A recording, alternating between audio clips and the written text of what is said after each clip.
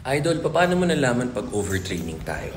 Malalaman mo pag overtraining tayo, pag nahihirapan tayo makatulog, pag masakit ang katawan natin, yung sakit na 3 days sore pa rin, tinatamad tayo mag-gym, patamlay tayo, yun, sign yun ng overtraining.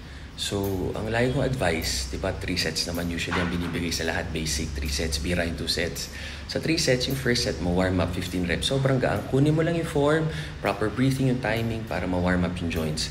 Yung second set, medyo may kabigatan na prepare mo dun sa third set mo na totoong working set ang tawag. Sa third set mo, all out ka 10 reps, proper form, no spatter. Yun ang working set mo. Hanggang dun lang, close to failure, not to failure. Kasi pag laging failure training, soreness, hindi ka agad makaka-recover, protein and sleep builds and repair. Protein builds and repairs muscle, kailangan natin yun, and sleep for recovery. So mahalaga lahat yun. Tama kayo, mali ako, I'm not your doctor. Do what works for you guys.